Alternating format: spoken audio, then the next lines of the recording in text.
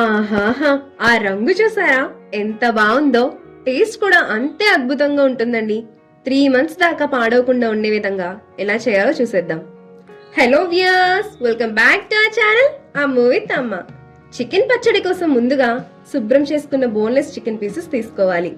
నేను ఇక్కడ కేజీ తీసుకున్నానండి. వాటికి తగ్గ కొలతలతో చూద్దాము. ముందుగా ఒక గిన్నెలో 2 టేబుల్ స్పూన్ల ఆయిల్ వేసి తీసుకున్న చికెన్ పీసెస్లో పసుపు వేసి వచ్చే నీరునంతా ఎగరనివ్వాలి. ఇప్పుడు ఫుల్గా వాటర్ అంతా ఎగిరిపోయి ముక్కలు ఈ విధంగా పొడి పొడిగా వచ్చేసేయాలి.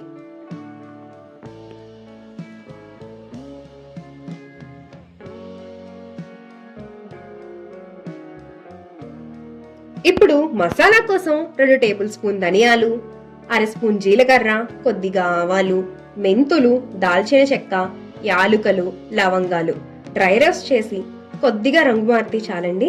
దాన్ని ఇప్పుడు పౌడర్ చేసుకుని పక్కన పెట్టుకోవాలి.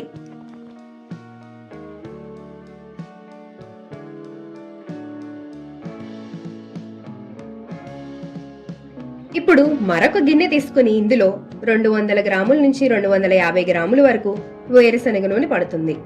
వేరుశనగ నూనె అయితేనే పచ్చడి బాగుంటుంది, అలానే ఎక్కువ కాలం నిలవ కూడా ఉంటుందండి. నూనె కాస్త వేడయ్యాక చికెన్ ముక్కల్ని వేసుకుని ఎర్రగా అయ్యేదాకా వేయించుకోవాలి. అలా అని బాగా వేయిస్తే ముక్క బాగా గట్టిపడుతుంది. లేదని తక్కువగా వేయిస్తే పచ్చి ఉండి పచ్చడి పాడైపోతుంది. కాబట్టి వేపు అనేది మనం చాలా జాగ్రత్తగా చూసుకోవాలి. ముక్కలంతా చూపిస్తున్న విధంగా గోల్డెన్ బ్రౌన్ లోకి వచ్చాక ముక్కలను వేరే గిన్నెలోకి తీసుకోవాలి.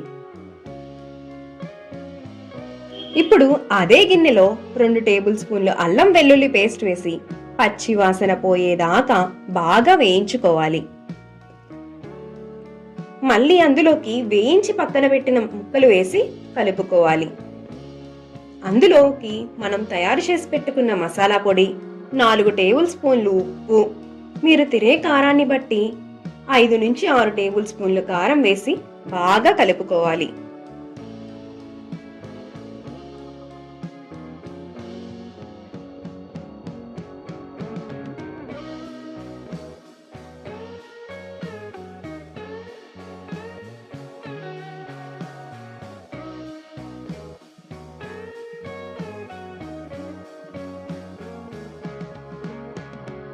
ఇప్పుడు ఈ మిశ్రమం అంతా పూర్తిగా చల్లారాక సైజును బట్టి 3 నుంచి 4 నిమ్మకాయల రసం అందులో కలుపుకోవాలి.